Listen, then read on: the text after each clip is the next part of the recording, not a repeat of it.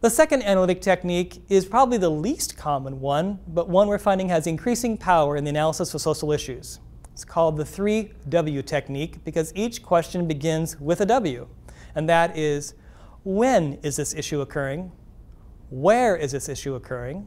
And once you know where and when, why? And so for each pair of location and time, you can explore the specific features of the environment that are encouraging or discouraging the issue you're exploring. This technique is a little more complicated and requires more planning in advance as a facilitator to ensure it's successful with your group or team. You'll see that it has a slightly more complex charting process in the form of a grid, sometimes called the Waffle Diagram, where each column is a day of the week or a time period, and each row is a time of day, morning, afternoon, after school, or early evening. And it helps you understand where and when behavior is occurring, instead of pretending like it's happening everywhere and all the time. Let's look in as these students take and apply this technique to the issues they're working on. We did the root cause technique, and root cause had two questions, why and why here, and its visualization process is a bubble chart, and they are on the walls all around you. I tried to improve my handwriting a little bit, probably to no avail. That was our group on nutrition. So we're now going to start our next technique. This technique is called the 3W technique, or WWW, right? And you should have a note-taking guide in the center of your paper that you got from earlier where you can take some notes on it. It's the one that looks like a waffle chart. Welcome back. So let's talk about this one and how you do it. We'll practice it as a whole group, and then you'll do it individually in the same way that we did with the root cause technique. All right? WWW, or 3W, I've heard it called, W3. Point is, there's three questions that start with W, but the charting process is quite different. All right. Basically, we're going to follow three questions in this order. They are, when does this happen? All right. When does this happen? One of the fundamental mistakes we make when trying to think about addressing positive youth development, youth behavior, same behaviors, is we act like the behavior happens all the time everywhere. When actually it doesn't. Are most kids drinking at 10 a.m.? Not most kids, right? Some, but not most, right? Are kids drinking after school? Yeah. Maybe, maybe. Are kids drinking in the evening? Are they doing it on weekends, right? And the point is, it's not happening 24/7. When is it happening? And having charted when, then you can ask where. Second question you're going to ask, and I'll show you how you chart it in a moment, is where. So once you've identified that, let's just say it was after school and evenings on the weekends, right? Then you say where. Are those two different places? They do it in the same place? Is it kind of a different social time? Is it a small group with 2 or 3 kids in someone's home after school? And in the evening, maybe it's a party and it's larger and it's someplace, you know what I'm saying? Is it a different setting? So it's about when does it occur? Having gotten that clear, where did it occur? And only then do we ask why. Why is it happening then and in those places? Now, we capture the results in a grid diagram. We'll show you how to do this, and hence the waffle icon for this. Basically, you place the issue at the top of a piece of paper instead of in the middle. And then you create a grid with one column for each day of the week and rows for times of day. So typically you'll have 7 columns, Monday through Sunday, right? And sometimes an 8th column, for example, for events like prom, right? So you might just have, it's a specific time, but it's not a regular time of the week kind of idea, right? All right. And then you have rows. And then we just go through the process I just described to you. We ask when, and we chart it in that grid. Oh, it's down here and over there, right? Saturdays and whatever. Okay. And you put it in the corresponding boxes, and then having identified the when, for each you ask where. And so now you're talking about a specific place and time, like we just described earlier. And then thirdly, you ask why for each of those pairs. So the grid can look like this. In this one, it has Monday, Tuesday, right, through to the weekend. And then it's got event on the end in case there's some special occasion.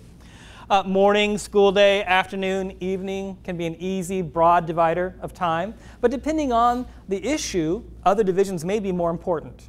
You may want to break out the difference between, you know, early afternoon and late afternoon. The difference between supervised time and maybe unsupervised time. I don't know.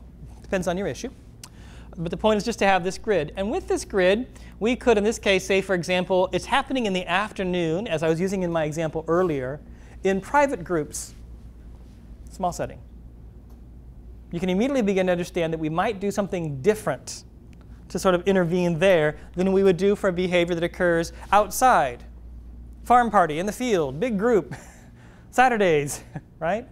It might have a different social dynamic. It might have a different intervention point, depending on the issue. Right? This helps people, and then, by the way, in this case, the after-prom party. Right? There might be key signature events at which we know often the behavior of concern occurs around, and so we want to set up a positive alternative, or we want to address the harm, whatever we're trying to do around those events. And again, that might have its own intervention package where we think about what would we do then. Now, we don't think, obviously, that these are disconnected somehow. Often they're also connected and share some whys.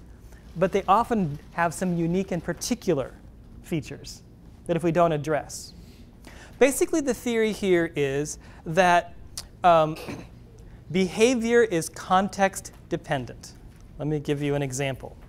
I know nutrition is our example. I know pretty much what's healthier food and what's not. For me, it's not a knowledge gap that I eat not as well as I should. I know, right? I can hear my grandma and my mother talking in my ear about, why did you have Diet Coke for breakfast, right? That's nonsense. I know better. So the issue isn't that I don't know better. The issue is in each context, I'll make a different choice. If I am at home, right, by myself, I'm likely to go ahead and sneak the Diet Coke and call it breakfast and head out the door. If I'm at home and family's at home, now my behavior is constrained very differently. I know that's going to be frowned upon. Right? So it's very context dependent. We don't do the same thing. Even when we know better, have the skills, and want to do better, how we'll behave is different based on the environment we're in. Right? Now, we often blame young people. They should have the character, right, to make the right choice no matter where they are. Well, of course we would wish that for them. We want that to happen. We want to give them the skills. We want to give them the knowledge, right, to make the right choice. But the bottom line is most of what determines their behavior depends on where they are. And that's true for us adults as much as it is for kids. We'll do things here in Orlando that we won't do at home. Indeed, Vegas would make no money if behavior was not context dependent. What happens in Vegas stays in Vegas. We set up a certain context, right? Wouldn't do that anyplace else. Same thing is true for kids. And this is just trying to help communities come to terms with, why are young people, is it the same kids? Are the young people who are likely to drink, let's say use that example, after school, at home, because, I don't know, there's a supply of alcohol that's not being supervised or monitored, right? Or there's no adults home, or whatever it might be, with two of their peers. Are those the same kids who are maybe at a party on Saturday night in a large group setting, or not? Depends. How well do you know your population? And what messages do they need to be hearing, and what prevention strategies should we be using? Okay, we're going to see some of the strengths and weaknesses. I don't want to beat this up, but basically the difference here is you have to have a grid that you can chart it in, all right? So, let's try our nutrition example. If I were to, and by the way, I'm going to just put weekday, because my paper is small, bear with me, and weekend as my two time categories, just so we can see fairly easily, all right? And since we're going to be talking about nutrition, I'm going to divide this mainly up by what we normally think of as my morning breakfast or snack, right? Lunch, dinner, and other snack. All right? Let's put ourselves in the feet, in the shoes of a child, and think about, now, when are they making these nutrition choices? In this case, the answer is kind of obvious. Go ahead, help me out here. When is a kid making choices about their food? If they're at school. Right, exactly. But where is different. So the when of this particular one is pretty much, they're eating, hopefully getting 3 meals a day, right? Okay, and they're getting them whether it's weekday or weekend. However, the where is different, right? So where are they getting morning breakfast? Many of them might be getting it at school, I hear being brainstormed, okay? Is that the same weekday or weekend? So where are they getting it on the weekend? Home, right. Right? What's it look like for lunch? School, weekend? Home or somewhere like that. How about dinner? Home, okay. Where are our snacking choices occurring? When are kids normally going and getting just something to eat that may not be healthy? Okay, we got a bunch of places now. Okay. Right, so if you divide this up, the point is to recognize that you have very different environments to intervene in. Healthy nutrition environments in school have a different set of package of interventions than healthy nutrition environments in the home, right? The opportunities for intervention are very different. The why, now let's go to the why. We just asked when, and in our case for nutrition, it's, well, hopefully they're eating every day, right? The where we recognize is different. Now the why. Why would young people not be getting a healthy breakfast at school? Why? Because they get to choose what they eat. So if they just want to eat Fruit Loops, they can just eat Fruit Loops. Okay. So they've got a choice, and they're being presented with probably some positive choices, but also negative choices, and they're probably choosing the unhealthy one in school. Okay? Why else are kids not eating good, nutritious meals at school?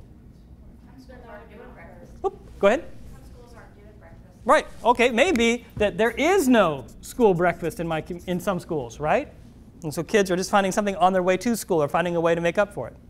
There was any other ideas? Yes. A lot of times the choices are not healthy, whether they have a choice or not. The healthier they are, the more.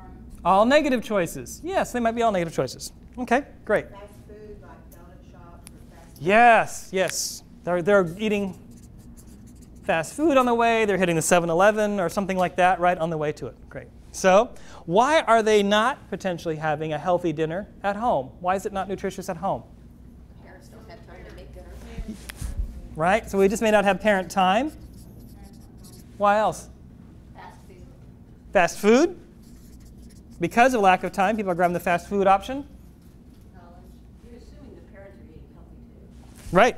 So we may have unhealthy food habits in the home. Even if they are home and have the time to prepare, they may not be preparing healthy food. Poverty. There may be a fundamental issue of how we're getting by with money and food. Good. Advertising. Okay. They might also have different schedules than their parents. So like they might not eat the dinner that their mom made and they'll eat something else. Yep. May not be. Your mom may have prepared a healthy food option and go to work, and the child's now home going, ha, and hits the fridge for something else. Right. Okay. The point is, what is governing food choices here is fundamentally different than here, but when we had our initial problem up here, we just treated it as nutrition generically. Right? And depending on the issue, and later on at the end of the day here, we're going to be talking about across techniques, when to choose which one, right? So depending on your issue, this technique may be more or less helpful, but one thing it will not do is mistake that the behavior happens everywhere in the same way. It'll help you unpack it and be clearer. All right? So what I'd like you to do is to take a piece of chart paper. Put your issue at the top, right? We've got marijuana, underage drinking, prescription drug abuse at the top. Give yourself a grid. You can choose to do it as I did, weekday, weekend, event. You can make it a Monday through Friday thing if you think there's a difference between the days. And give yourself time segments down the left, leaving as much room in the middle as possible for writing your ideas. First, let me be careful about the instructions here because this is important to charting. First, note as we did in the PowerPoint, and let me back up so you can see it, when in time, then having drawn a square around the when, start saying where is it occurring. Note the specific places. Having done that, for at least one when and where pair, think about why in that place. You may have time for more than that, I doubt it. So chart it out like you see here, remembering our 3 questions are first to isolate the time, then the place, then the cause. Right? When, where, why?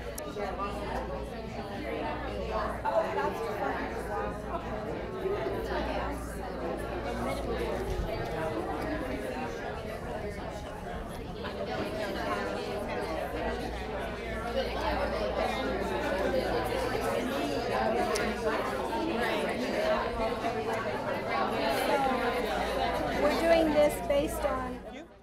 So I'd like to hear, first of all, some quick reactions. What seemed good and what seemed difficult about this technique before I share some more general lessons about the technique? What did you like or not like about it? Yes? For me, it was a little bit generalized. I say large groups. It was really, after a couple parties, it was really hard to nail down specific places and times, right. So for some issues, this drive towards specific doesn't really hold up, right, in how to analyze the behavior. Good? Any other reactions? about what you liked or didn't like, or how it was, yes? It'd be nice if we had data. Yes. Doesn't this ask or beg for, wait a minute, do we know? Do we know really when? Have we asked? Do we know where? Do we have any data, or just have assumptions? And could we use this as a way to gather data from young people? Where, when, and why? And would that be a helpful lens and window for us into their world? Good question. Yes? So a coalition that I work for or with, they focus on bullying. Mm-hmm. And without knowing it, they did this. Ah. They looked at when the kids were telling and reporting bullying issues, when parents were talking about and reporting bullying issues. And so they developed strategies in the morning with the bus drivers. They developed after-school strategies with the older kids walking the younger kids home. They developed strategies of an online tip reporting system in the evening when there's bullying going on in the neighborhood parks. So this worked really well for that kind of a situation. Interesting. Very good. Because not only do we recognize that we would intervene differently depending on who's in that environment and available to intervene. In the home is different than at school, right? Who we would evoke is different, but the causes can be different depending, both. Good, good. Yes? I just have a comment. Please. It's a little bit different than where I'm completely trained Okay. in environmental strategy. Yes. And these are more personalized. They can be, but let me offer a way to bring your environmental strategies into this, because that's a really helpful frame. Think of them as microenvironments, and that the same approach to changing the environment, right, can set young people up for success or make poor choices harder. So let me give you an example from Seattle. If you look at the juvenile crime data in Seattle, it turns out, right, the vast majority, almost 70%, it was 60-some% of all juvenile crime occurs in some very specific places. Okay, that's a start. But let's take another piece of data. There are about 8,000 block faces in the city of Seattle. By that I mean one block from one end to the other, one side of the street. Okay? It turns out less than 50 are where almost all juvenile crime occurs. And these aren't all in the same neighborhood. This is not a concentration in a neighborhood. This is the same kids in an entire neighborhood are not engaged in the behavior except for in these very specific micro places, where we lose control of the environment in terms of adult control, rule setting, and positive youth development, right? And they were spread out across the city, but they weren't just any neighborhood, they were a specific place. And when they got very clear on the nature of where and when, they went about altering those micro places. They looked at that block face and went, now what's going on here? Who's here? What businesses are here? What adults are here? How do we suddenly lose control in a way that allowed a whole bunch of behavior that kids would normally not engage in one block away to engage in here? And they created micro coalitions, right? And they were able to have a serious impact on youth violence by getting very clear on the where and the when in a precise way. Environmental strategies were still the way to make it different, create a positive environment, but they got very precise in recognizing that it wasn't, quote, those kids or that neighborhood ever. It was block faces where kids that otherwise weren't engaged in the behavior did. All right? And that more precise understanding really drove a very different way of organizing the community's response to change the environment to set kids up for success in a way that a generic causes would not have. Not suitable to every issue, but for some, this can be powerful analysis that changes your action and also makes it possible to get results. Where the why and why here generically about Seattle, I don't know. So I would wholeheartedly endorse an environmental strategies approach. I just might think of it as micro environments. Does that help? Okay. Yes? Same thing happens in a school setting where we look at our data and incidences of occurrences, and we find that it happens either on the playground, and so then you do that micro-targeted where it's on the playground. Right. You look at where the adults in the hallways, you know, in the restrooms, and so it is. It's targeting what you do specifically for those smaller environments in that school community. Yes, yes.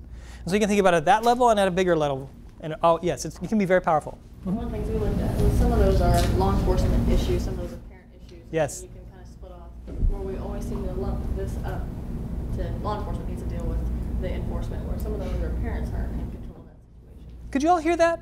I think it's a key point. If you could hear that. She's talking about how sometimes we lump the notion of enforcement under law enforcement, But in this case, by recognizing the places, etc., in some cases it was someone else's responsibility for enforcement.